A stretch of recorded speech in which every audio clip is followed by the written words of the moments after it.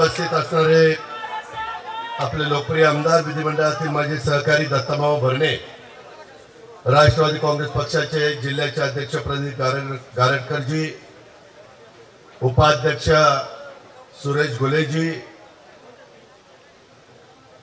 बँकेचे चेअरमन दिगंबर दुर्गाडे, सुनील चांदिरे, आमचे सोलापूरचे आनंदराव चंदनशिवे, प्रवीण शिंदे, महेश शिंदे, प्रशांत काटे, श्रीमंत ढोले, किरण गुजर, अमोल पाटील, आपले अध्यक्ष तालुक्याचे हनुमंतराव कोकाटे, ॲडव्होकेट शिंगाडे वकील, प्रतापराव पाटील, बाळासाहेब करगळ, दत्तात्रय घोगरे, इरफान शेख, बाळासाहेब ढवळे, गणेश पुजारी, दीपक जाधव, शुभम निंबाळकर, अविनाश गोपणे, रणजित निंबाळकर, प्रशांत पाटील, दशरथ डोंगरे, राजेंद्र तांबिले, भरतराजे भोसले, अभिजित तांबिले, सचिन सातव, सचिन सपकाळ, दत्तात्रय फडतरे, गणेश झगडे, अतुल झगडे, दत्तात्रय सपकाळ, धनंजय बाबरस, निनाद टेंगिरे, कांतीलाल जामदार, वैशाली पाटील, मोनिका हरगुडे, चित्रा ढोले, साधना केकान, रेना मुलानी, उमा इंगोले, हेमा माळुंजकर, शुभम कोमणे, डी.एन. जगताप, संग्रामसिंह पाटील, हनुमान बनगर, अनिल बागल, बापूराव शेंडे, दंदू पानसरे, भाऊसाहेब चपकळ, पार्थ निंबाळकर, लाला माळशिकर, विठ्ठलराव ननवरे, राजेंद्र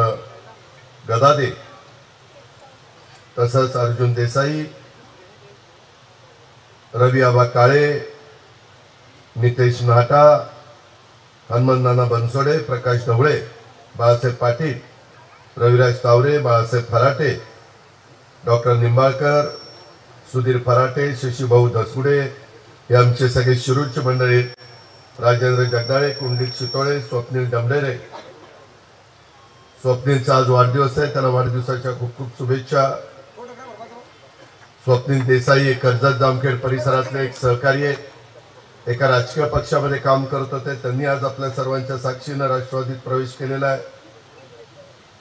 संतोष राजगुरू, उज्ज्वला परदेशी, तसंच शिरूर तालुक्यामध्ये मध्ये काही राजकीय घटना घडल्या आणि त्याच्यातून तिथल्या लोकप्रतिनिधींनी धरसोड अशा पद्धतीची भूमिका घेतली.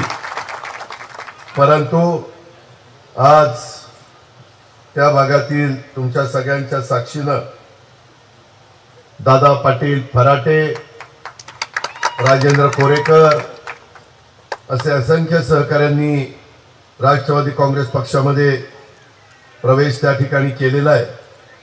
त्या सर्वांचं मी मनापासून स्वागत करतो. तसं बघितलं तर दादा पाटील फराटे आणि माझे 91 तुम्ही मला निवडून दिलेलं होतं, त्यावेळेस शिरूर तालुक्यामध्ये देखील फार चांगली टीम, त्यात आता बाबूराव पाचरणे हयात नाहीयेत, गायकवाड हयात नाहीयेत, असे काही आमचे जीवाभावाचे सहकारी नाही आहेत. परंतु आम्ही सगळ्यांनी फार चांगली टीम तिथं उभी केलेली होती.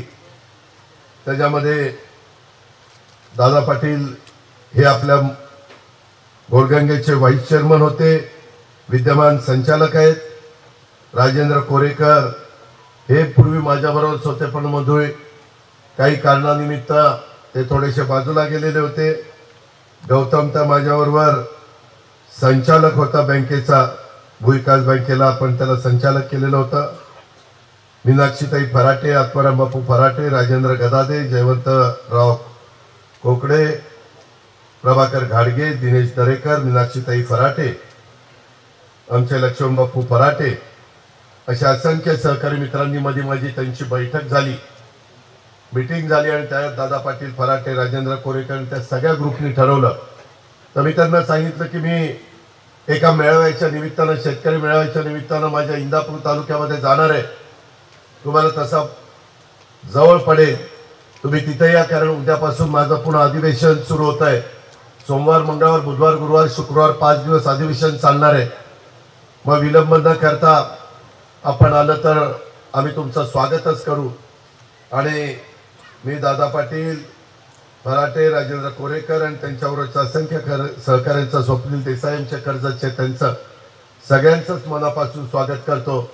आपण सगळेजण मिळून उद्याच्या काळामध्ये राष्ट्रवादी काँग्रेस पक्ष अधिक बळकट करणं, सर्वसामान्य शेवटच्या माणसापर्यंत त्या पक्षाला पोहोचवणं, सर्व जाती धर्माच्या लोकांना हा पक्ष आपलासा वाटावा या पद्धतीने कृती करणं, न्याय देणं, कुणावर अन्याय झाला तर त्या अन्यायाला वाचा फोडणं, अशा पद्धतीचं काम करू. संस्था आपण चालू, कारण तिथला आता गोरगंगा सहकारी साखर कारखाना रावसाहेब दादा पवारांचं नाव तिथं दिलेलं आहे. आज खूप अडचणीमध्ये आज कारखाना बंद पडलेला आहे. कधी कधी काही लोकांनी जर कारखान्याकडे लक्ष नाही दिलं तर फार दुरावस्था होती आणि त्याची जबरदस्त किंमत तिथल्या ऊस उत्पादक शेतकऱ्याला मोजावी लागते. महाराष्ट्रात काही भागामध्ये ते घडतंय. माझ्यासारख्या शेतकऱ्याला वाटतं की हे घडू नये, त्याकरता आमच्या परीनं जिथे जिथं मदत करता येईल. इथं आता एकनाथराव शिंदे आणि देवेंद्र फडणवीसांच्या महायुतीच्या सरकारमध्ये आम्ही देखील त्यांचा एक घटक म्हणून राष्ट्रवादी सामील झालेली आहे. त्याच्यामध्ये आपण आपली विचारधारा सोडलेली नाही आहे, परंतु सहकार खातं आपल्या दिलीप वळसे पाटील साहेबांच्याकडे अनेक वेगवेगळ्या मार्केट कमिटी असतील, सहकारी संस्था असतील, याच्यामध्ये चढ उतार येत असतात. त्याच्यातनं शेवटी मार्ग काढायचा असतो. आणि हीच गत आपल्या इथं थेऊर कारखान्याची झाली. कारखाना बंद, पण निवडणूक लागली तरी देखील बऱ्याचशा लोकांनी उमेदवारी अर्ज भरलेत. अर्थात तो त्यांचा अधिकार आहे, तो संविधानाने दिलेला आहे, बाबासाहेब आंबेडकरांच्या घटनेने कायद्याने दिलेला आहे. त्याबद्दल जास्त टीका टिप्पणी करणं मला उचित वाटत नाही. पण एक संस्था चांगल्या चालाव्यात हीच आमच्यासारख्याची भावना आहे. आणि निश्चितपणे शिरूर हवेली विधानसभा मतदारसंघात ह्या सगळ्या सहकाऱ्यांच्या मुळे राष्ट्रवादी काँग्रेस पक्षाची ताकद अधिक बळकट होण्याच्या करता आणि उद्याच्या लोकसभेच्या निवडणुकीच्या निमित्तानं आपल्या महायुतीचा जो उमेदवार दिला जाईल त्या उमेदवाराला चांगल्या मताधिक्याने विजयी करण्याच्या करता त्यांचा पाठबळ निश्चित मिळेल. त्यांची आजपर्यंतची जी राजकीय वाटचाल आहे, त्यांचे लोकांशी असणारे संबंध, लोकांशी असणारा एक मनमिळावू स्वभाव, अशा पद्धतीनं त्याच्यात बेरीजच आपली निश्चितपणे झालेली आहे. आणि म्हणून त्या गोष्टीचं समाधान माझ्यासारख्याला आहे. रोज कुठल्या ना कुठल्या भागामध्ये जातो त्यावेळेस अनेक कार्यकर्ते पक्षामध्ये प्रवेश करतात. एक त्यांना वाटतं की हा पक्ष पुढं सगळ्यांना बरोबर घेऊन जाईल, शेतकऱ्याला न्याय देईल, अशा प्रकारचा एक विश्वास त्यांच्या सगळ्यांच्या मनामध्ये आहे. आणि म्हणून ते या बाबतीमध्ये हे घडतंय. मित्रांनो, माझ्या आधी तशी भाषणं कमीच झाली. प्रास्ताविक आपल्या अध्यक्ष महोदयांनी केलं, हनुमंतरावांनी तालुक्याचे अध्यक्ष म्हणून, प्रदीपनं जिल्ह्याचे अध्यक्ष या नात्याने गारटकर साहेबांनी भाषण केलं. दत्ताबाबांनी साधारण काय कामं केली त्याचा उहापोह केला. पुढं काही आपण करू पाहतोय ते तुम्हाला सांगण्याचा प्रयत्न त्यांनी केला. आणि माझं भाषण बाकीचं थोडंसं भाषणाला फाटा देण्याचं कारण, मला अर्जंट इथनं मुंबईला जायचं आहे, कारण कॅबिनेट लागलेली आहे. आज चहापानाचा कार्यक्रम असतो, प्री कॅबिनेट आहे, कॅबिनेट आहे, प्रेस कॉन्फरन्स आहे, उद्यापासून अधिवेशन होणं. त्याच्या संदर्भामध्ये आम्ही प्रमुख लोक एकत्र बसून साधारण विरोधकांची स्ट्रॅटेजी काय राहील, त्याच्यामध्ये आपली भूमिका काय राहिली पाहिजे, त्याच्या संदर्भात या अधिवेशनाच्या निमित्तानं राज्यातल्या जनतेला देखील आपल्याला उत्तर देता येतं. काय आम्ही करतोय, काय मार्ग काढतोय, कसा त्याच्यातनं पुढे चाललेलो आहे, याकरता हे अधिवेशन देखील महत्वाचं असतं. आणि त्याच्यावर थोडीशी मला घाई आहे. मी सकाळी लवकर आलो होतो, परंतु बाकीची सगळी कामं केली. आपल्या इथं पुणे जिल्हा मध्यवर्ती सहकारी बँकेचं एक चांगली वास्तू उभी करण्याचा निर्णय दिगंबर दुर्गाडे, सुनील चांदेरे, रमेश थोरात, आमचे दत्ताबाबा भरणे या सगळ्यांनी मिळून घेतलेला आहे. साधारण पूर्वीची जागा ही मेन रोडला आहे, तिथं 25/12/78 ती जागा आपण घेतलेली होती. तिथं आता जवळपास 3000 चौरस फुटाची जागा, बांधकाम आता 10,000 चौरस फुटाचं आहे.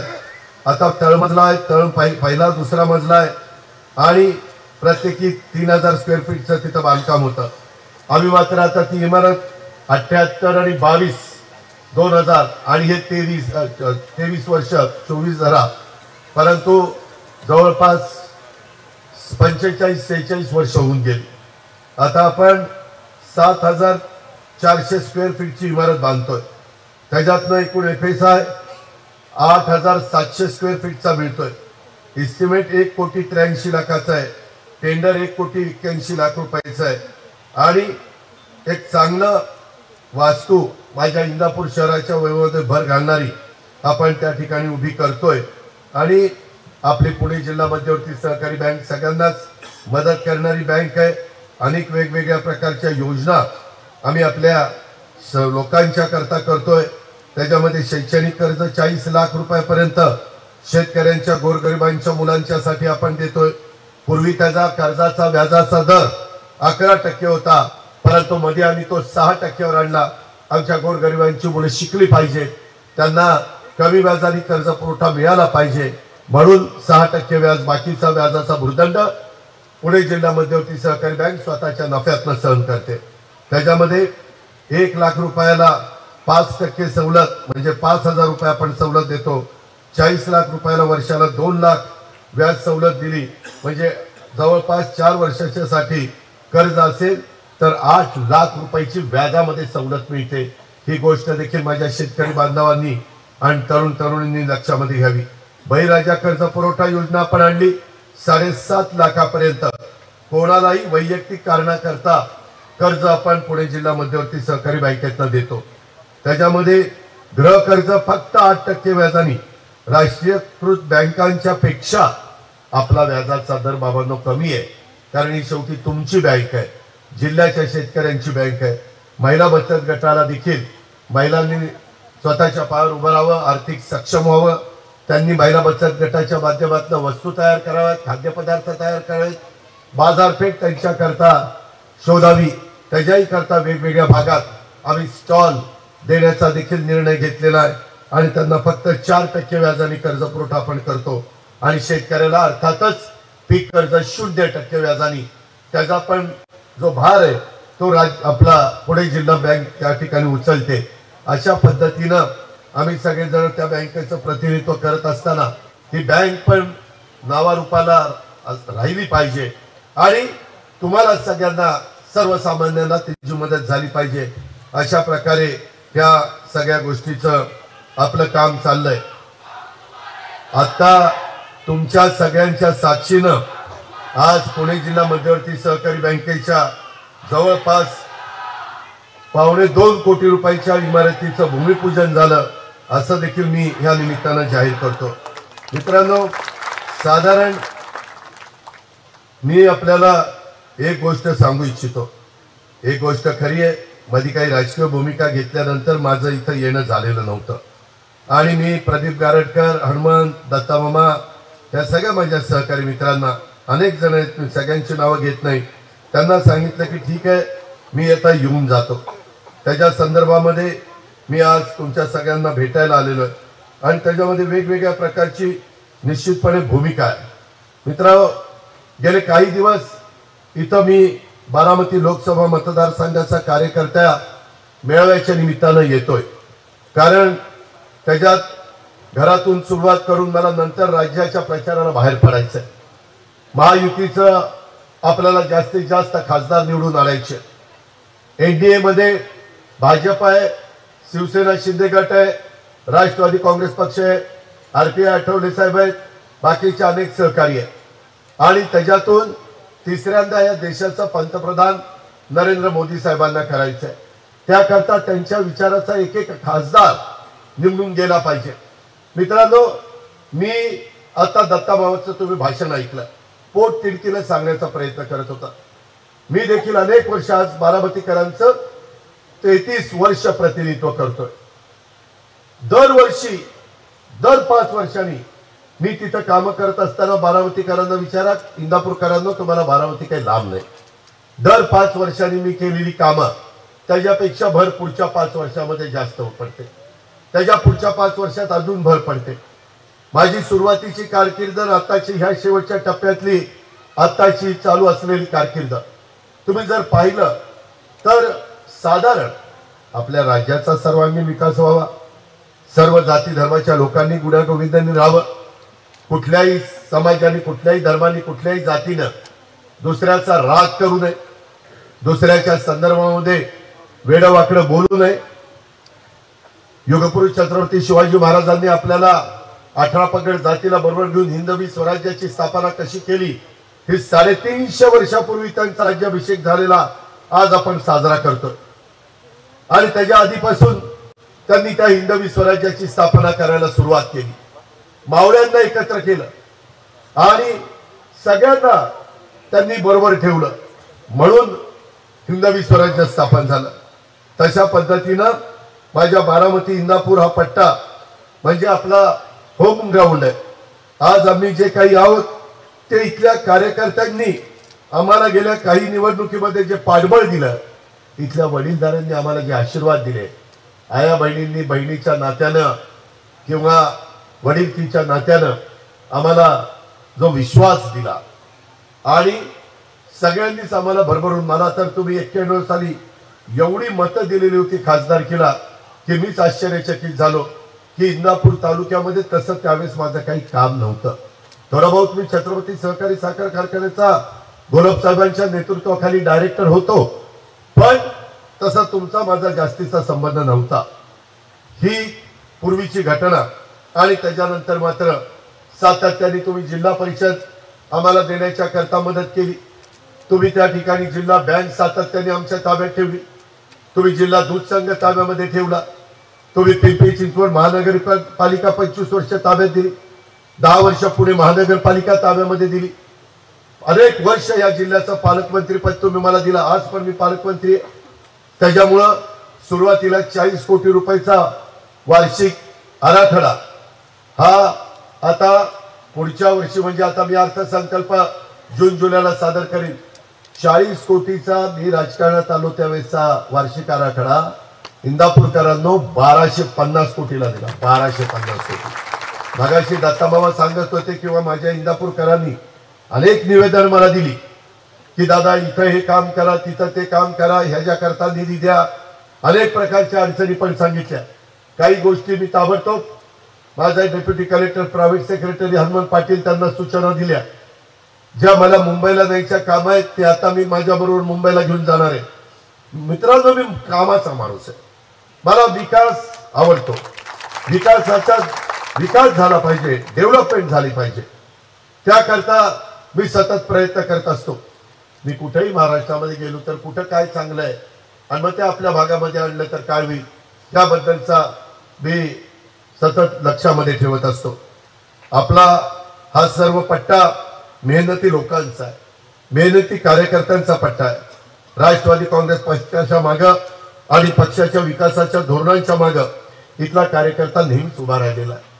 इथल्या तालुक्याला उजनीचं बॅकवॉटरचं पाणी मिळतं, खडकवासल्याच्या पाण्याचं जरा अडचण झाली त्याचा उल्लेख आमच्या दत्तामामांनी केला, कारण वरसगाव पानशेत खडकवासला टेमघर पहिलं पाणी आता आमच्या पुण्याला प्यायला द्यावं लागतं, पावलेचं पाणी आपल्या पिंपरी चिंचवडला द्यावं लागतं। मित्रांनो, यंदा दुष्काळी परिस्थिती आहे, 40 तालुके दुष्काळी जाहीर केलेले। माझ्या माहितीप्रमाणे इंदापूर तालुका पण दुष्काळी आहे, आज जाहीर झालेला। तरी इतकी तशी बघितलं तर तारेवरची कसरत होती।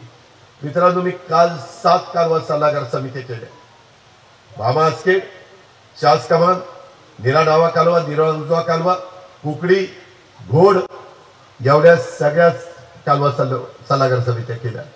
पण मलाही कळतं, कारण माझी पण जात शेतकरी आणि तुमची पण जात शेतकरी आहे, शेतकऱ्याला पाणी मिळालं पाहिजे। ते पाणी मिळत असताना माझ्या शहरी भागावर पण अन्याय होऊ नये या पद्धतीचं नियोजन, पाऊस कमी पडलेला असताना, धरणात पाणी कमी असताना जर आपली माणसं तिथं बसल्यानंतर काय घडू शकतं हे आपल्याला ह्याच्यातनं समजतंय। आणि काल अतिशय व्यवस्थितपणे मी मीटिंग सकाळी मला वाटतं 8ला का 9ला सुरू केली, 8ला सुरू केली, 8 ते साधारण 10-11 पर्यंत ती सगळी मीटिंग संपवली आणि त्याच्यातून आपल्याला एकच पाणी मिळत होतं, परंतु आम्ही सगळ्यांनी मिळून हे दुसरंही पाणी आम्हाला उन्हाळी मिळालं पाहिजे याबद्दलची भूमिका घेतली। मित्रांनो, शेवटी मलाही कळतंय की कामं झाली पाहिजे। आज माझं लाकडी निंबोडी अनेक वर्ष मी प्रयत्न करतोय, अनेक वर्ष दत्ता प्रयत्न करतोय, तुम्ही सगळेजण सांगताय। आज आता 10 गावं माझ्या इंदापूर तालुक्यातली, 7 गावं माझ्या बारामती तालुक्यातली, 17 गावांची लाकडी निंबोडी उपसा सिंचन योजना 348 कोटीची प्रशासकीय मान्यता दिली। किती? 348 कोटी, 229 कोटीचं टेंडर काढलं, काम सुरू झालं. 119 कोटी भूसंपादन, रस्ते आणि इतर गोष्टींच्या करता. त्या कामातनं ज्या माझ्या शेतकऱ्याचं भूसंपादन करावं लागेल त्याला वाऱ्यावर न सोडता त्यांच्या कामाच्या करता 119 कोटी रुपयांची तरतूद केली.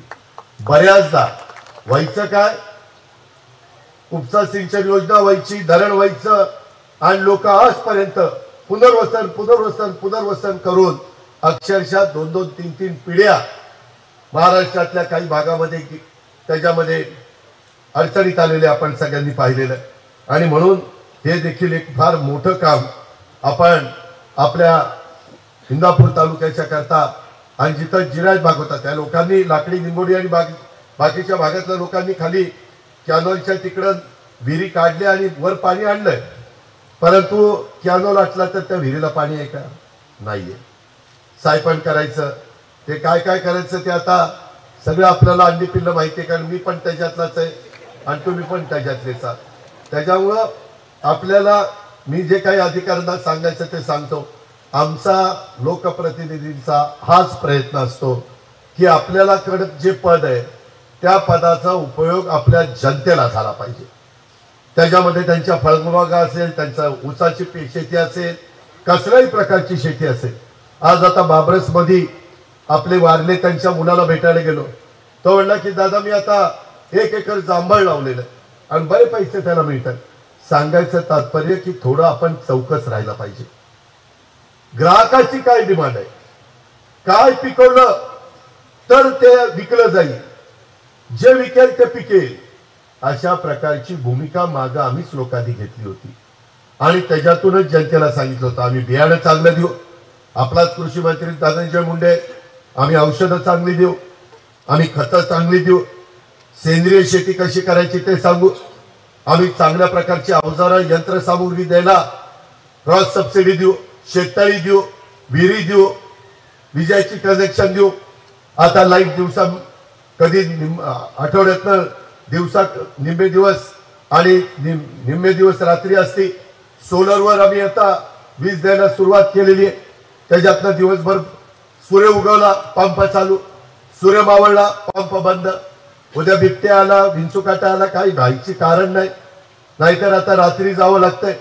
अशा वेगवेगळ्या प्रकारच्या समस्या माझ्या शेतकऱ्याला होतात आणि म्हणून त्याच्यातनं कसा मार्ग काढायचा ह्या पद्धतीने आम्ही मित्रांनो मार्ग काढतोय. राष्ट्रवादी पक्षानं कायम राष्ट्र पुरुषांचं युगपुरुष छत्रपती शिवाजी महाराजांच्या कार्यातून प्रेरणा घेतलेली आहे. 2च दिवसापूर्वी मी छत्रपती संभाजीनगरच्या गंगापूरला होतो. तिथं पुण्यश्लोक अहिल्यादेवी होळकरांच्या पूर्णाकृती पुतळ्याचं मी अनावरण केलं.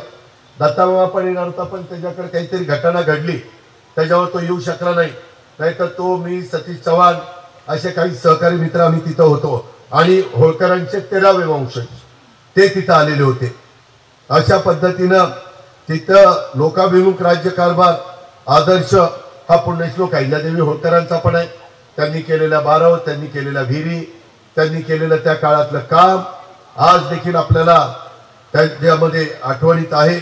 छत्रपती शिवरायांच्या साथीला त्या काळामध्ये मावळे होते, त्या मावळ्यांच्या साथीनं जे काही महाराजांनी स्वराज्य उभं केलं तसाच राष्ट्रवादी काँग्रेस पक्ष आपल्या सर्वांच्या आणि कार्यकर्त्यांच्या साथीनं आपल्याला त्या ठिकाणी उभा करायचा. मित्रांनो, राजकारण तसं बघितलं तर नदीच्या पाण्यासारखा प्रवाही असतं, हे आपण सर्वजण जाणता. राजकारणात कधी कधी परिस्थितीनुसार निर्णय घ्यावे लागतात, याची तुम्हाला सर्वांना जाणीव आहे, देशाला जाणीव आहे.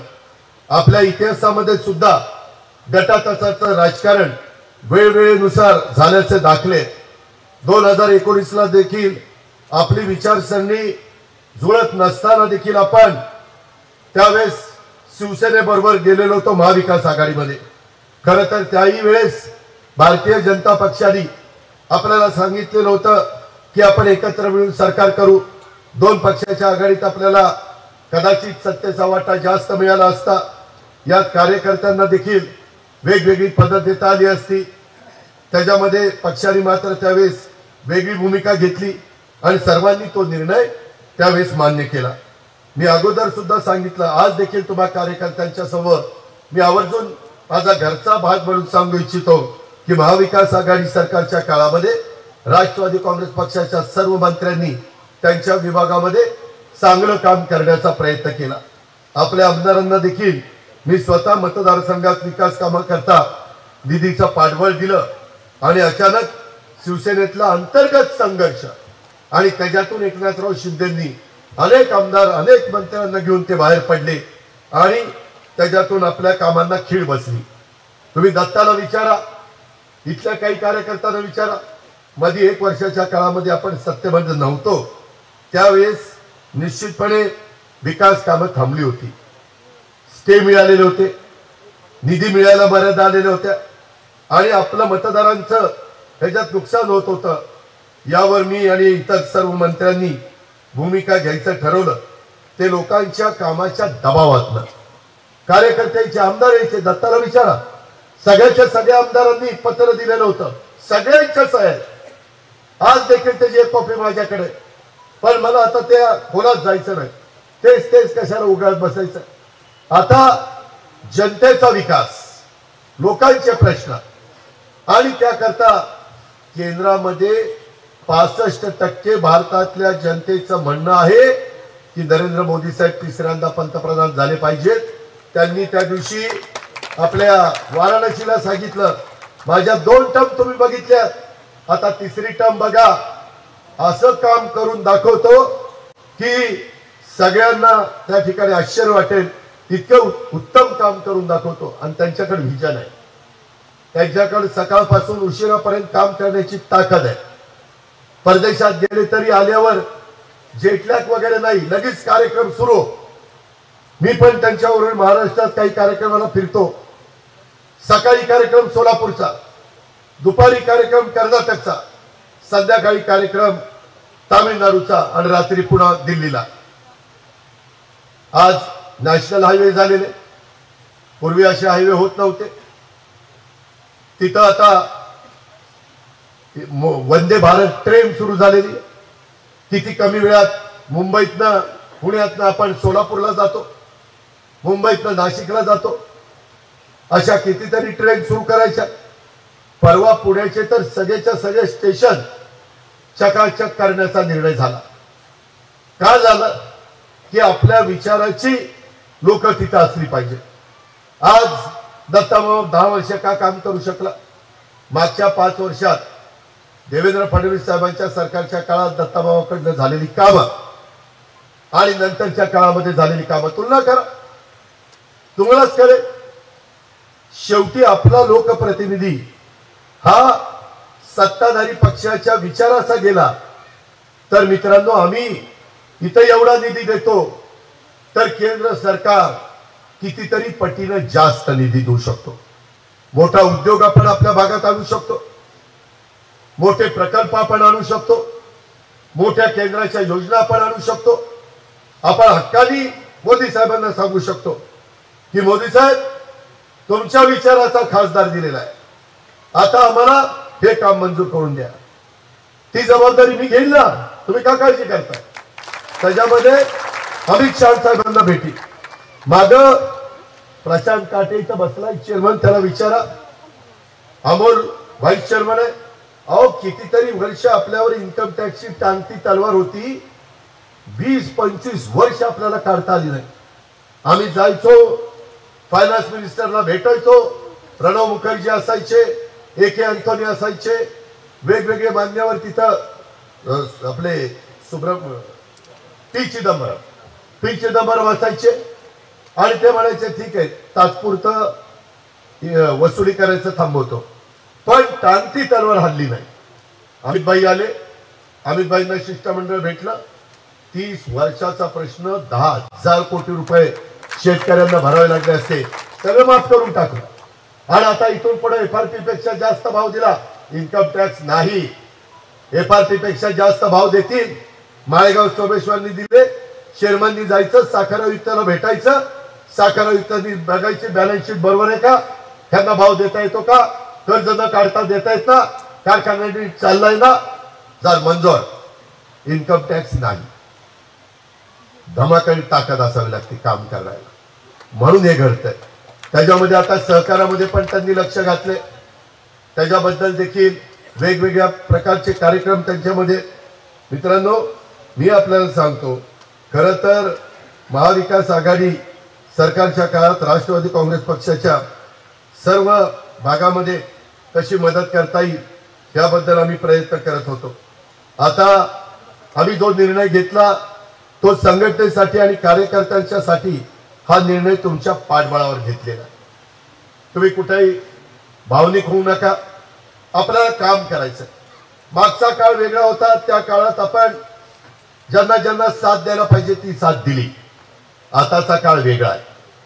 आज विरोधकांच्या मध्ये एक वाक्यता नाहीये, चार दिशेला चार तोंड आहे. मित्रांनो, असंच इंदिरा गांधींचा पराभव करण्याच्या करता सगळे एकवटले. जयप्रकाश नारायण एक चांगलं व्यक्तिमत्व, परंतु त्यांच्या नेतृत्वाखाली जनता पक्षाचं सरकार आलं. लाटच अशी आली की काही काही उमेदवार घरात दुपारी झोपले होते, त्यांना मामलेदारनी तहसीलदारनी फोन केला, साहेब या सर्टिफिकेट घ्यायला तुम्ही आमदार झालाय. खोटं नाही सांगत, मला त्याच्यातले कितीतरी आमदार त्यावेळेस भेटले होते. दादा आम्हाला माहिती नव्हतं, 78ची गोष्ट सांगतो मी. आणि ते आमदार झाले का? तर ती ताकद तुमच्या प्रत्येकाच्या पवित्र मतामध्ये. तुम्ही जे बटन दाबाल ती व्यक्ती निवडून येऊ शकते, आणि ते बाबासाहेब आंबेडकरांनी दिले. आणि म्हणून मित्रांनो, आज मी गेले 25, 30, 35 वर्ष काम करतोय. मला आता सगळ्या गोष्टीची जाण झालेली आहे. मी कुठल्याही कामामध्ये तुम्हाला वाऱ्यावर सोडणार नाही. काही आपल्या इथं द्राक्ष बागायतदार आहेत, अचानक त्या ग्रेप इंडस्ट्रीने सांगितलं आम्ही द्राक्ष घेणार नाही. मी मुंबईला मीटिंग बोलवली, त्या लोकांना बोलवलं. ती परदेशी कंपनी आहे, परंतु सरकारमध्ये असताना एक्साईजच्या लोकांना सांगितलं त्यांना बोलून घ्या. त्याच्यामध्ये सुलावाईनवाल्यांना बोलवलं आणि त्यांना सांगितलं माझ्या इंदापूर बारामती तालुक्यातली बेंगलोर द्राक्ष घेतली पाहिजे. घेतली, भाव पण वाढून दिला. बाळासाहेब दिला की नाही? ह्याच्यामध्ये कुणाला बाकीच्यांना जमलं नाही. मी म्हणतो ना, प्रत्येकाचा काळ असतो. आया बहिणीनं 4 दिवस सासूचे असले तर 4 दिवस सुनेचे येतातच ना, का नाही येत? तसंच आहे. आता 4 दिवस सासवांचे गेलेत, आता सुनांचे दिवस आले. अर्थात तुम्ही बटन दाबलं तर दाब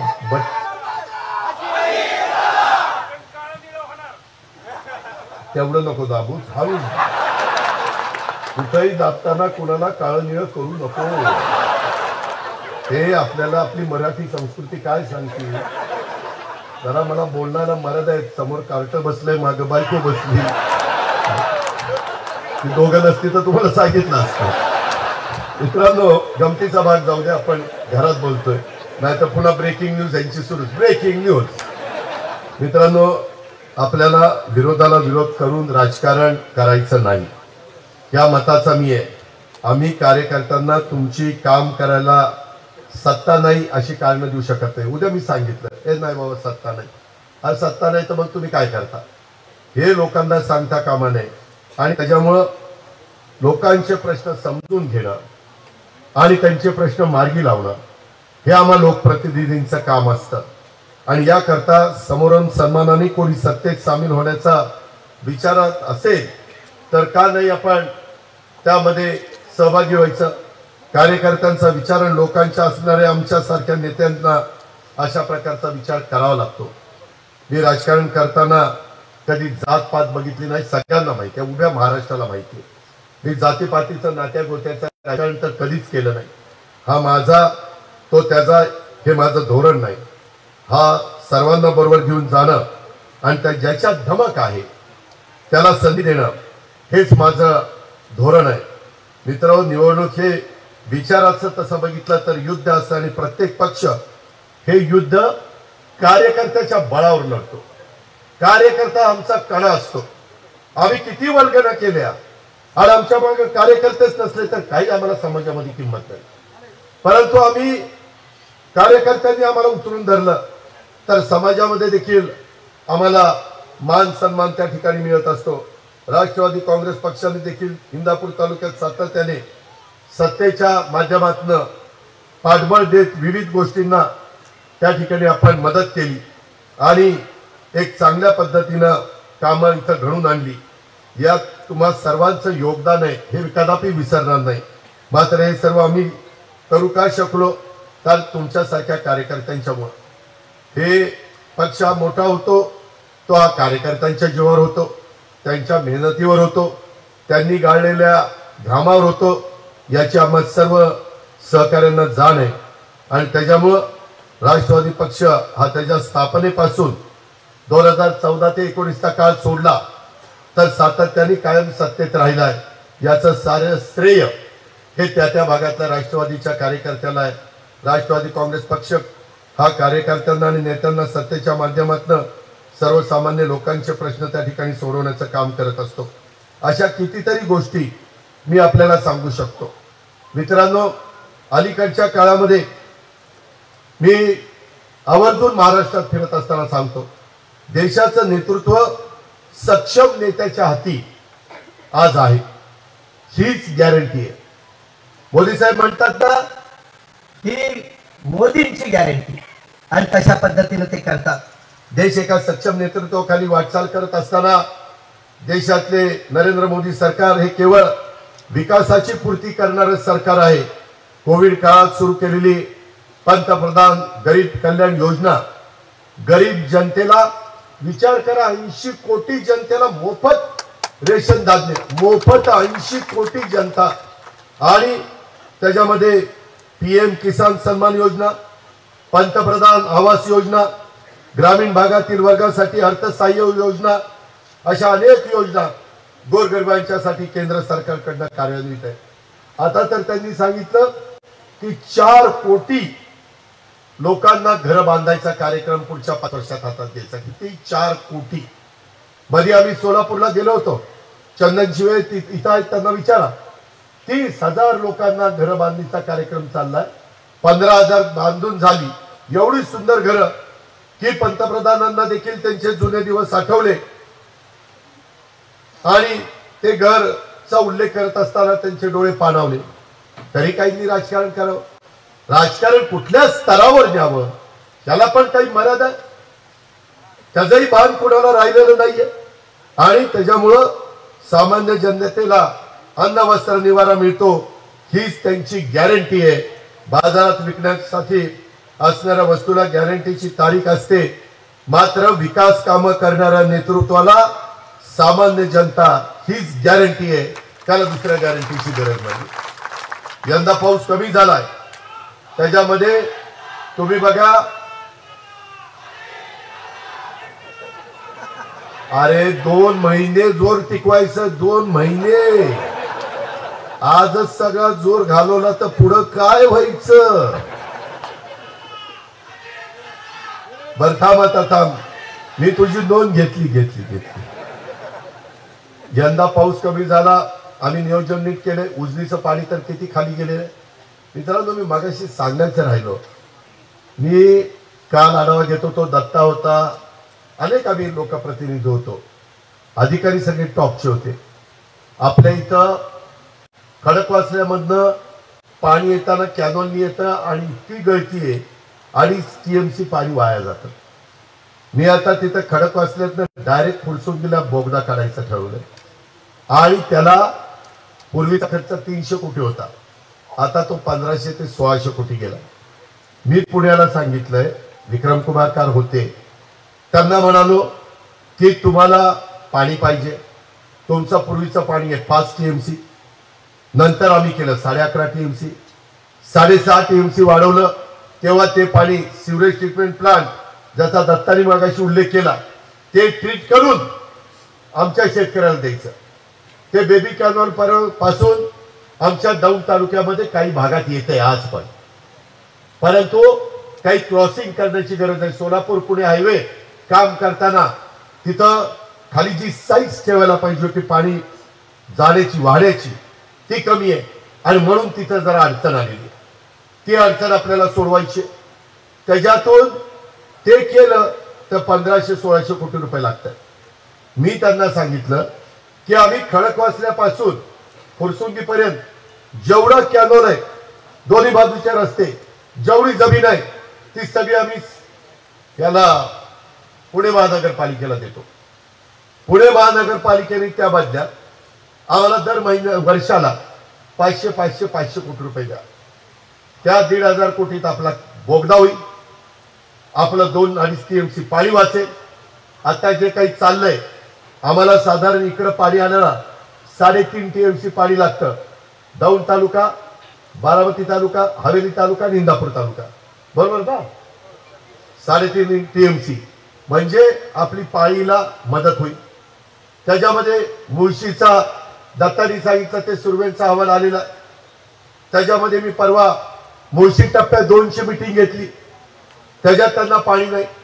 टाटावाल्यांनी सांगितलं अजित पवार 80% जमीन आमच्या ताब्यात आहे मुळशीच्या बॅकवॉटरची, 20% शेतकऱ्यांची जमीन तुम्ही आम्हाला घेऊन द्या. मी त्यांना म्हटलं चला आम्ही एकनाथराव शिंदे देवेंद्र फडणवीसांशी बोलतो, राज्य सरकारतर्फे त्या 20% जमिनीचा मोबदला त्यांचा भूसंपादन करतो. ते केलं तर 2 TMC पाणी वाढतं. 2 TMC पाणी तिथं वाढलं की त्याच्यातनं मुळशी आणि मुळशीचा हिंजवडी वगैरे तो सगळा भाग आहे, तो सगळा कव्हर होतो 2050 पर्यंत. अशा प्रकारचे आणि आपलं उजनी दरवर्षी भरत नाही, पण मुळशी दरवर्षी भरतं. इतकी साईट चांगली आहे की धरण भरून दरवर्षी ओसंडून वाहत असतं. आणि म्हणून तिथं मागे आम्ही 1 TMC पाणी बोगदा करून घेतलं, ते तिथल्या गावांच्या करता घेतलं. आता तो प्रस्ताव आलाय, मी दत्ता आणि आम्ही सगळेच जण त्याच्या पाठीशी मागे लागणार आहे आणि त्या पद्धतीनं ते काम आपण करून घेणार आहे. कारण त्याच्यात इतका काही जमीन जात नाही आणि जेवढं पुनर्वसन करायचं ते चांगल्या पद्धतीनं समाधान होईल त्यांचं. कालच काही लोक मुळशीच्या माझ्या सभेमध्ये भेटले, ते म्हणले दादा आम्ही जायला तयार आहे, आम्हाला चांगली घरं द्या, चांगलं गावठाण द्या, चांगल्या सुविधा द्या. 18 का 19 नागरी सुविधा दिल्या की आम्ही त्या ठिकाणी जायला तयार आहे. या पद्धतीनं आपण ते काम करतोय. त्या संदर्भामध्ये साधारण माझा उद्याचे 25-50 वर्ष डोळ्यासमोर ठेवून निर्णय घ्यायचा. आता आपलं सोमंताळी झालं, उद्धवचं बॅरेज झाला, तिकडचंही पाणी आणण्याचा आपण प्रयत्न करतोय. बोगदा आपला उरकत आलेला आहे. या पद्धतीनं पावसाचं पडणारं पाणी जास्तीत जास्त आपल्या आपल्या भागातच तळी भरण्याच्या करता, शेतीला देण्याच्या करता, त्याच्यामध्ये ह्या टनेलमध्ये त्या टनेलमध्ये टाकण्याच्या करता, ह्या खोऱ्यातनं त्या खोऱ्यात टाकण्याकरता, जसं भीमा खोऱ्यातलं पाणी सीना खोऱ्यामध्ये टाकलेलं आहे, तिकडचं आमच्या भोरचं नीरा खोऱ्यातलं पाणी आपण कृष्णा खोऱ्यामध्ये टाकलेलं आहे. अशा पद्धतीनं आपण त्या ठिकाणी करू शकतो. म्हणून त्या प्रकारे आपल्याला पुढे जायचं आहे. मित्रांनो, मगाशी आरोग्याच्या बाबतीतला उल्लेख दत्तानी केला, त्यामध्ये पण केंद्र सरकार राज्य सरकारने फार महत्त्वाचे निर्णय घेतले. गरीबातल्या गरीब माणसाला देखील चांगल्या प्रकारे स्वतःचा उपचार चांगल्या दवाखान्यात करता आले पाहिजे. ह्या पद्धतीनं 5 लाखाचं विमा संरक्षण आपण त्याच्यामध्ये दिलेलं आहे. आणि त्याच्यातून आपण आपल्या इथं महिलांच्यासाठी स्वतंत्र रुग्णालय उभं करण्याच्या करता मल्टी स्पेशालिटी रुग्णालय, त्याच्या संदर्भामध्ये दत्ताचं माझं सगळ्यांचंच आमचं लक्ष त्या बाबतीमध्ये आहे. त्याबद्दल पक्ष संघटना पण आपण सगळ्यांनी अधिक मजबूत करण्याचं काम केलं पाहिजे. आज सभा लय मोठी झाली, दादा लय जोरात बोलला, आता काही काळजीच नाही. असलं काय हनुमंत, प्रदीप, दत्ता मामा बाकीच्या सगळ्यांनी करता कामा नये. आज या मेळाव्याच्या निमित्तानं मला माझ्या सर्व कार्यकर्त्यांना, पदाधिकाऱ्यांना, नेत्यांना एक गोष्ट सांगायची की परिस्थिती बदललेली आहे. आपण आता परिस्थितीनुसार बदलायला पाहिजे. आपली वेगळी भूमिका घेतली आणि ही भूमिका विकासाच्या दृष्टिकोन नजरेसमोर घेतलेली आहे. त्यामुळं फक्त इंदापूर तालुक्यापुरतच असा नाही तर सर्वच तालुक्याच्या कार्यकर्त्यांना, मला माझ्या जिल्ह्यातल्या 13 तालुक्याला सांगायचंय, माझ्या महाराष्ट्रातल्या कार्यकर्त्यांना सांगायचंय की आपण सगळ्यांनी बोलताना जपून बोला. आपल्या सोबत आता अनेक सहकारी पक्ष खांद्याला खांदा लावून काम करतायत, त्यामुळे त्यांचा अवमान होईल, त्यांच्या भावना दुखवल्या जातील, त्यांना वाईट वाटेल असं कोणी बोलू नका. ही माझी तुम्हा सगळ्या जीवाभावाच्या कार्यकर्त्यांना हात जोडून विनंती आहे. त्याच्यामध्ये बोलता बोलता तुमची जिल्हा परिषद, तालुका पंचायत, ग्रामपंचायत साखर कारखाने इथली परिस्थिती वेगळी आहे. मागे देखील तुम्हाला आठवत असेल, महाविकास आघाडीमध्ये 1999 ते 2014 काँग्रेस आणि राष्ट्रवादी काँग्रेस आमदारकी खासदारकीला एकत्र आघाडी करायची, पण जिल्हा परिषद आपण वेगळी लढवायचो, तालुका पंचायत वेगळी लढवायचो, ग्रामपंचायती वेगळी लढवायचो. अशा पद्धतीनं आपण लोकसभा विधानसभा एकत्र लढवणार आहोत. त्याच्यामुळे इथं भाजपचे नेते, भाजपचे कार्यकर्ते, त्याच्या संदर्भामध्ये आपण त्या बाबतीमध्ये त्यांची पण मदत घ्यावी लागणार आहे. त्यांनाही कुठला मुद्दा राहता कामा नये किंवा तुमची लोक आमच्याशी नीट बोलतच नाही, आमच्यावरच टीका करतात.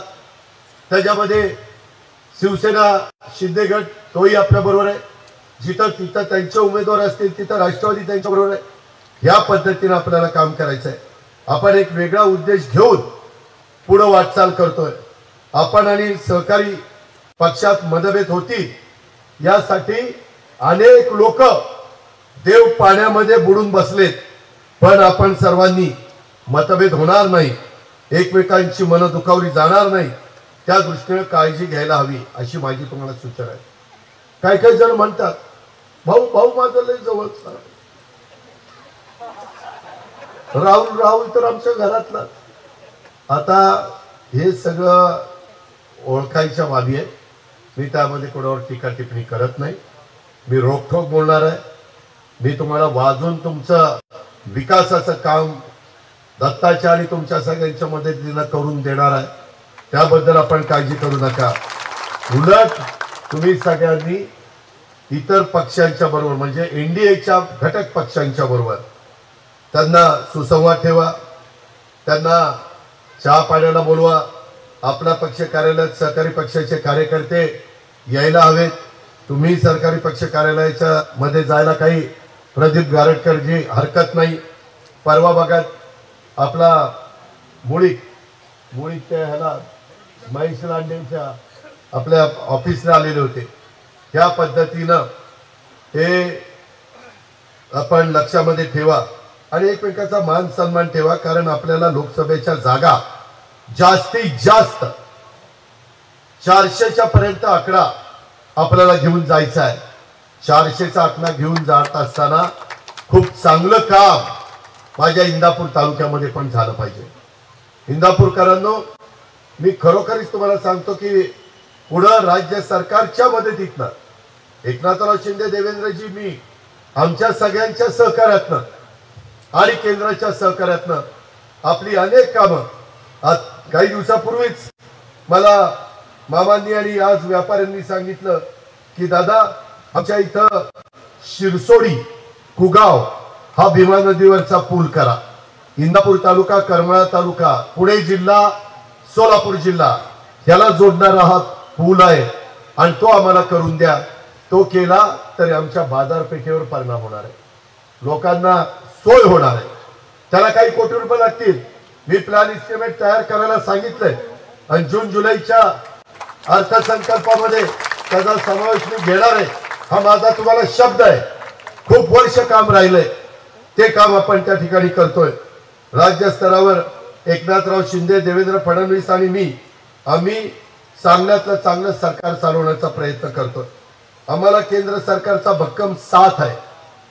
मध्ये कांदा निर्यात बंदी केली, आम्ही पुन्हा सांगितल्यानंतर आता काही हजार मेट्रिक टन कांदा निर्यातीला परवानगी दिली. त्याच्या संदर्भामध्ये असे काही प्रश्न निर्माण झाले की आम्हाला तिथं सांगता येतं, मार्ग काढता येतो. त्याच्यातनं मार्गच बंद झाला तर आपलं नुकसान होणार आहे. आपण मागे जाणार आहोत. आपल्याला मागे नाही जायचं, आपल्याला पुढे जायचं आहे. आणि त्याच्यामुळे भविष्यात देखील केंद्रातील आणि राज्यातील सरकार एका विचाराचं असलं तर ते जास्त फायद्याचं त्या राज्याच्या ठरतं. आपल्या जीवाभावाच्या कार्यकर्त्यांच्या भरवशावर सरकार स्थापन करणं शक्य होणार आहे.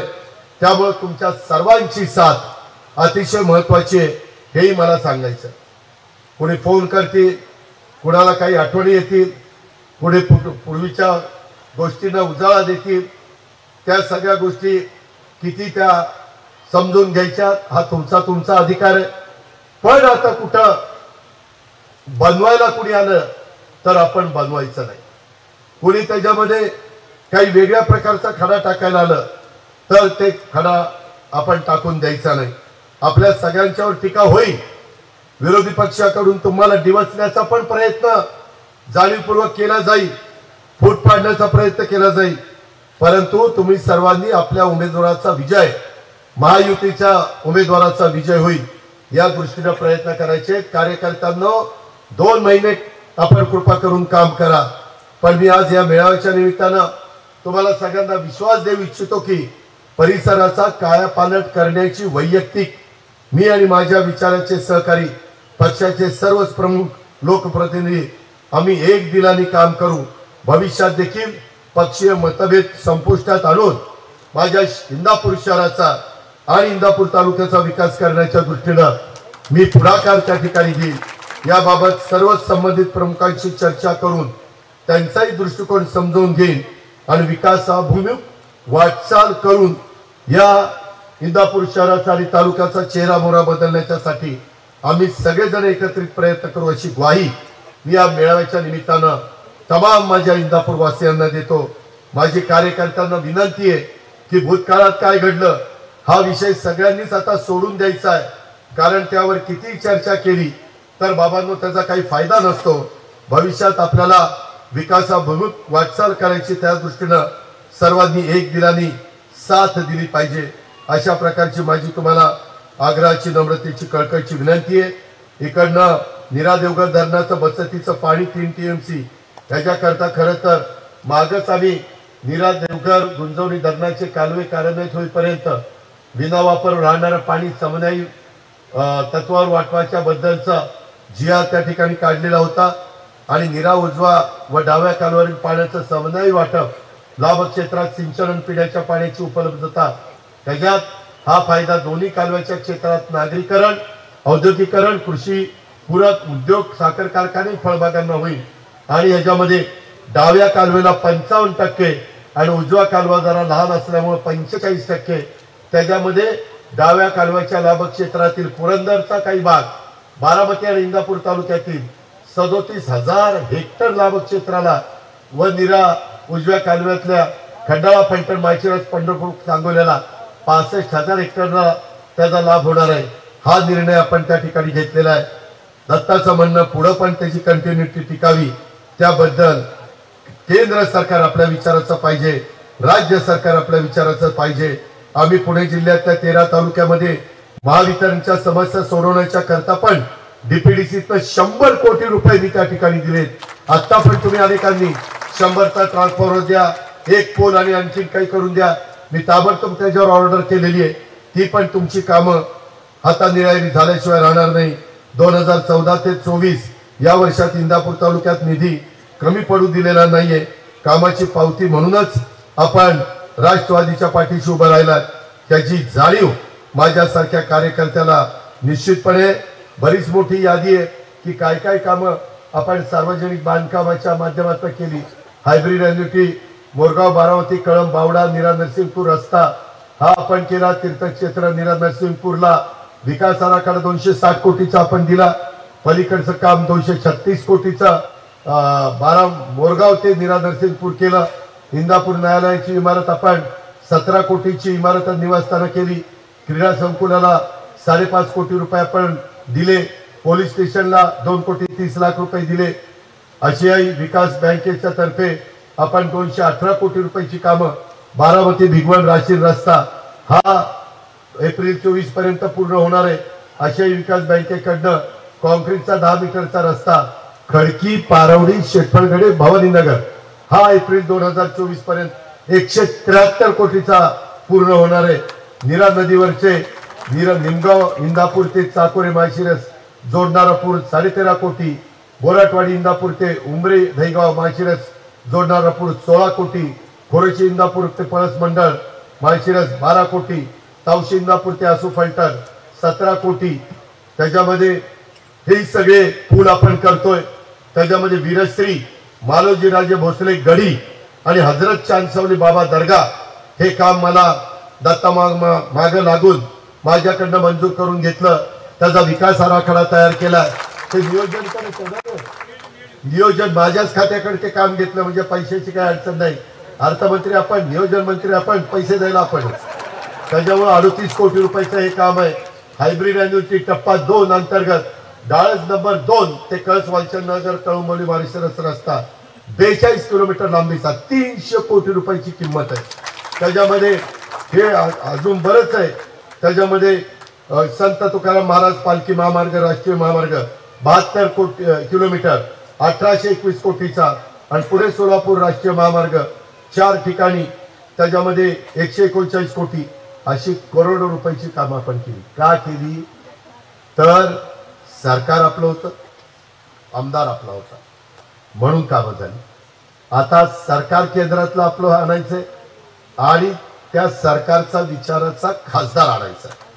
तर ही राज्यातली कामं आहे मित्रांनो. केंद्रातली कामं तर खूप असतात आणि ती मिळवून आणण्याचं काम, त्याकरता आम्ही कुणी राष्ट्रवादी काँग्रेस पक्षाचे कार्यकर्ते कमी पडणार नाही, त्या पद्धतीची खात्री मी देतो. आपल्या इंदापूर तालुक्यात MSCBची झालेली कामं, वालचंदनगरचा 220 केवीचं सबस्टेशन काम पूर्ण झालं 100 कोटी. लोणी देवकर MIDC येथे 220 केवीचं काम पूर्ण झालं 60 कोटी. बादलवाडी 33/11 काम पूर्ण, लासूर्ण 33/11 काम पूर्ण, बाबुळगाव 33/11 काम पूर्ण, झगडेवाडी 33/11 काम पूर्ण, आगोती 33/11 काम पूर्ण, निमसाखर 33/11 काम पूर्ण, शेळगाव 33/11 काम पूर्ण, बावडा सबस्टेशन क्षमता वाढ केली, वडापूर 33/11 काम मंजूर, रेडणी 33/11 काम मंजूर, रेडा 33/11 काम मंजूर, सुरवड इंदापूर शहर शिरसोली पोनकुलवाडी सगळीकडे 33/11 काम मंजूर. पुणे जिल्हा शिक्षण मंडळ माझ्या ताब्यामध्ये तुम्ही दिलं.